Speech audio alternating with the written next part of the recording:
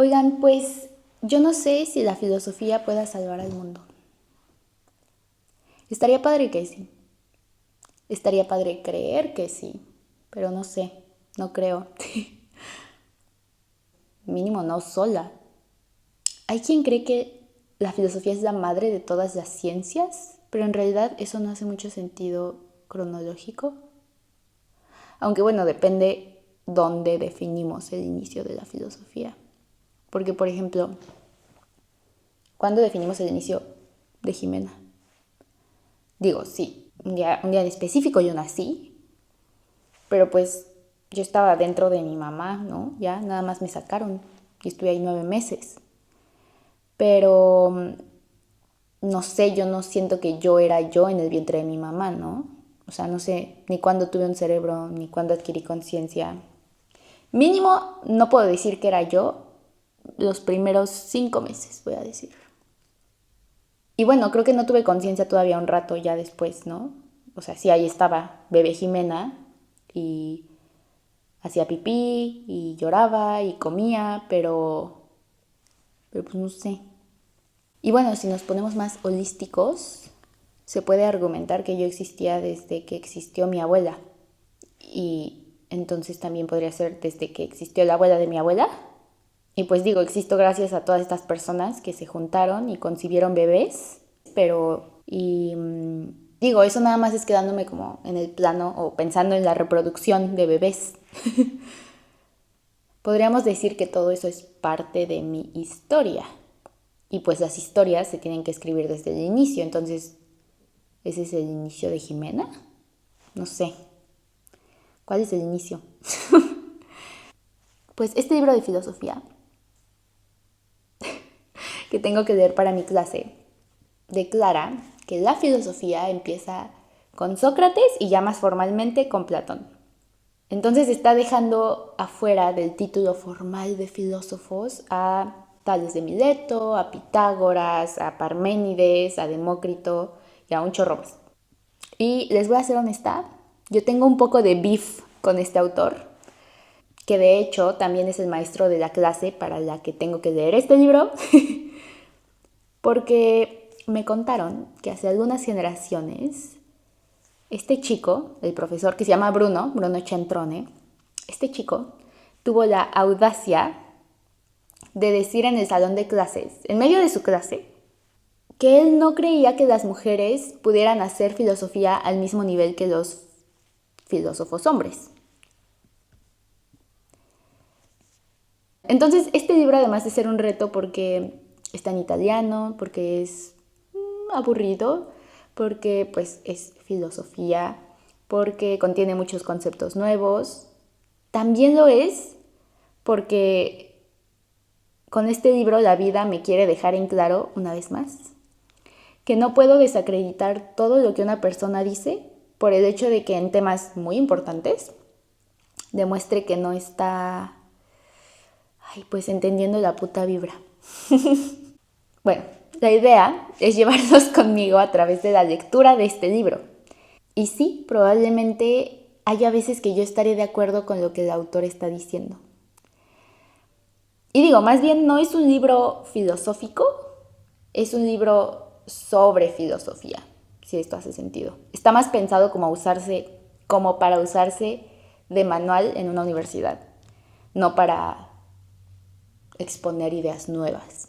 Pero obviamente en la manera en la que está escrito y construido en todo ese proceso, pues es muy inevitable que no se permeen las ideas del autor. Y por ejemplo, esta perspectiva de que la filosofía empezó con Sócrates y Platón, sí es una perspectiva, sí es algo que el autor está intentando defender a lo largo de todo su libro. Y bueno, volviendo al inicio de la filosofía, se sentía y se siente mal quitar el crédito a todos los presocráticos. Pero Bruno tiene un punto, y a través del libro va a tener varios puntos. Bruno titula esta primera sección La nascita de la filosofía. Y tal vez es porque justo le dio ese título, pero también es por la manera en la que de pronto describe y habla sobre el inicio de la filosofía, pues que me hace pensar en un bebé. Aunque a veces más que un bebé me hace pensar en una persona cuando está creciendo, más específicamente cuando como que madura y se hace responsable y se hace consciente y se independiza, pues. Y sé que esto está sonando muy como raro, tal vez, pero déjame elaborar, dame chance.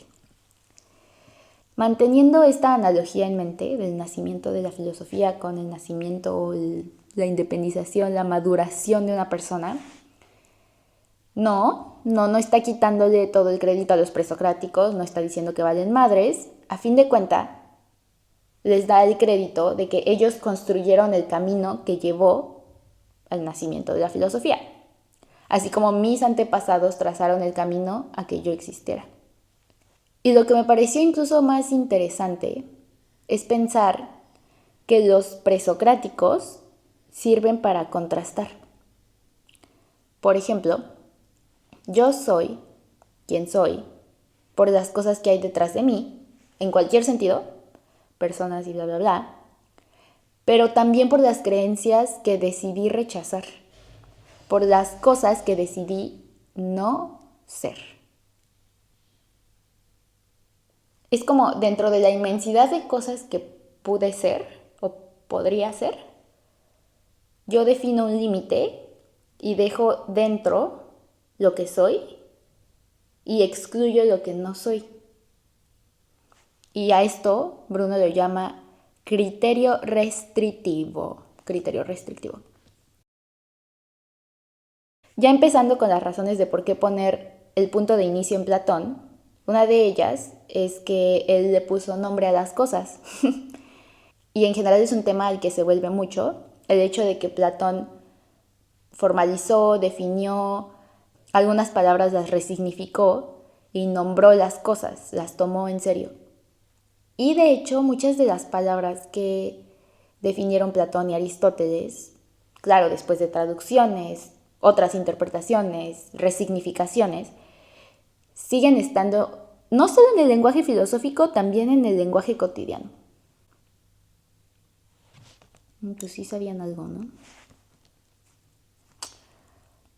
Empezando con la palabra filosofía, que de hecho ya existía en la Grecia antigua, pero era más como una característica que se le daba a alguien, de que era alguien curioso intelectualmente. Podría entenderse a través de este ejemplo la palabra soñadora, como que es una característica, pero no tiene una propia ciencia, no se toma tan en serio, es como un rasgo que tiene alguien en su personalidad. Y ahora imagínate que esa cosa que solo era una característica, de pronto es algo que podrías poner en tu currículum. Bueno, así, pero ellos con filosofía. La filosofía se vuelve una disciplina que hace investigaciones y que la gente se reúne a enseñar en un salón de clases. Bueno, no era en un salón de clases, pero ¿se entiende? O sea, estoy haciendo esa comparación, ¿no? Es como si hoy nos reuniéramos en un salón de clases a enseñar soñaduría. Y te dan un título en soñaduría. O sea, es como esa comparación. No que soñaduría y filosofía y filósofo tengan algo en común.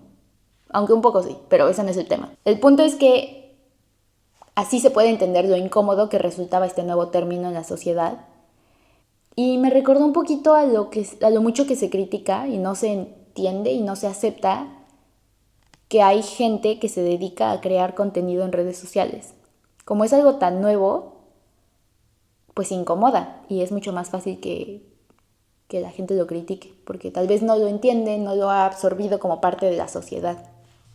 Paréntesis, para decir que Bruno en estos párrafos usa las palabras tipo de ser humano o fisionomía de un filósofo, y aquí es donde se deja ver que de pronto Bruno le da mucho peso a la biología y a la natura de las personas para definir el lugar que éstas ocupan en el mundo.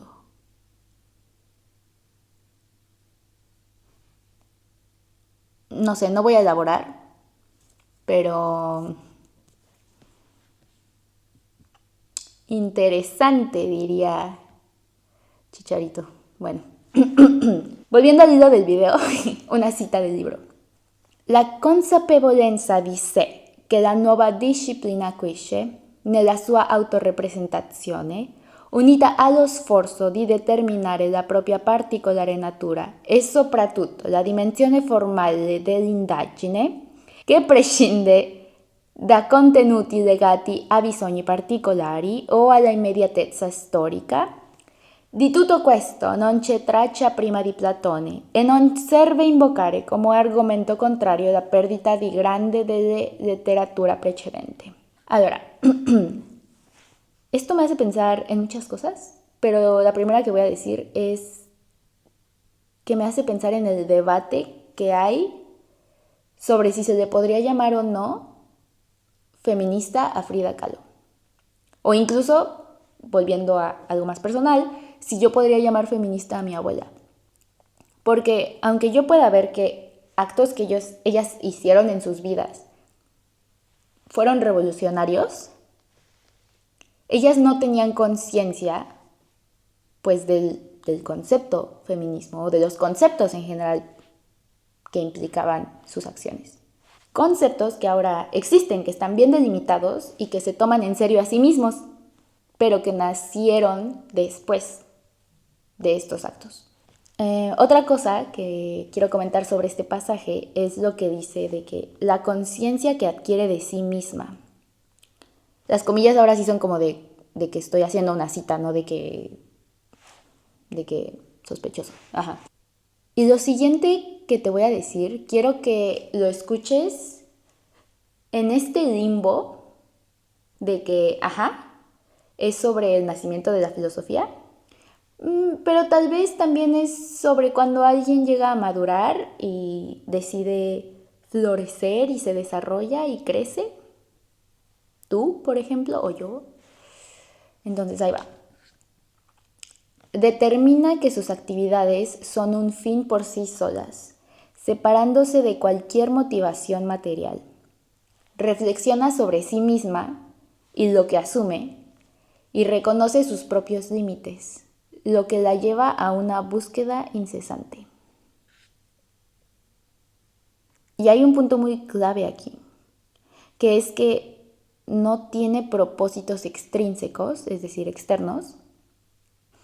La filosofía se practica for its own sake, que quiere decir por su propio bien, por sí misma, y no por algo más, no buscando algo más. La filosofía, en este sentido, está en un nivel diferente al de los propósitos de la vida práctica. Yo, Jimena, voy a decir en un nivel diferente.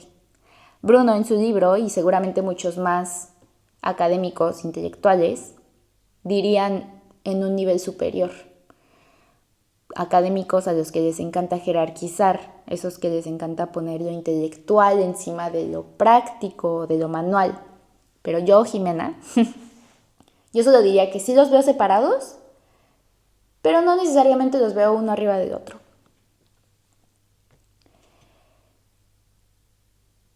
Lo que quiere decir que también van más allá de una situación particular o de un interés particular. Por ejemplo, se pasa de la pregunta específica, ¿esto estuvo bien o esto estuvo mal? Como esta acción específica. Y la pregunta se vuelve, ¿qué es el bien? ¿O qué es el mal? No hemos mencionado por qué Sócrates es un punto de inflexión o por qué es tan importante. Como dije, para que la filosofía sea filosofía, tiene que ser una investigación formal. Entonces necesita estar bien sustentada, tener sentido, tener un orden, y pues de eso básicamente se encarga la lógica y su amiga la dialéctica. Y bueno, ya ahondaremos mucho más en Sócrates, no mucho más, pero más en Sócrates, pero te puedo decir rápidamente que a este chico le gustaba mucho platicar con la gente en la plaza y a veces hacía que gente random llegara a conclusiones que ya se sabía que eran ciertas, y esta gente random llegaba a ellas no porque Sócrates se las explicaba directamente, sino porque le hacía preguntas a este random y los guiaba hasta que ellos hilaran solitos los puntos y llegaran a la conclusión correcta. Pero también a veces hablaba con los que se autoproclamaban sabios en alguna materia, en lo que sea. Y lo mismo, les hacía preguntas, pero pasaba que esas preguntas llevaban al sabio a contradecirse o pues a darse cuenta de que estaba equivocado. Y pues Sócrates decía como, ya te caché que no eres un sabio. No se los decía así de explícito y era muy interesante que a fin de cuentas Sócrates nunca llegaba en la actitud de yo sé más que tú. Sócrates nunca dudaba del conocimiento de su interlocutor. Entonces, nada, es un personaje muy interesante y que tiene un final pues muy, digo, podría haber muchos adjetivos, pero yo voy a usar icónico. Tiene un final muy icónico. Y pues por ahora voy a dejar aquí el hilo de todo esto. Voy a hacer otro video explicando qué cosas o qué me motivó a llegar a hacer estos videos y en general como mi experiencia como estudiante de filosofía, y ahí me voy a extender y voy a elaborar. Sin embargo, sí quiero dejar un pequeño aviso aquí. Es que he observado que la filosofía tiene esta fama de ser difícil y aunque, pues sí, un poco, en realidad me molesta que eso dé cabida a que se idealice tanto los temas como las figuras importantes en su historia. Porque algo que se idealiza deja de sentirse cercano y quita la oportunidad de que se pueda criticar o de que se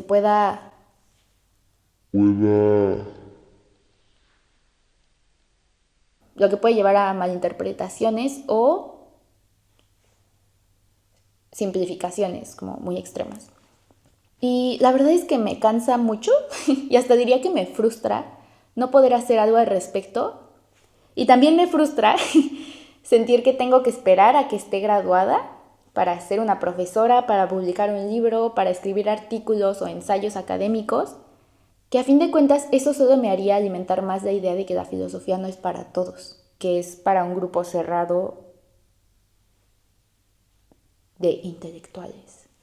Pero digo, el mundo actual tiene muchas herramientas que puedo usar desde ahorita, no solo para decir lo que pienso, sino también para acercar la filosofía a otras personas y muy honestamente para motivarme a acabar la carrera. Y bueno, nada, si vas a seguir esta serie de videos, sí te quiero pedir que seas muy crítico con lo que yo digo, con lo que el autor dice, que me comentes si algunas de las cosas no te queda clara, si algo te hizo mucho sentido, si algo no te hizo sentido, si tienes otras fuentes. Y bueno, ya.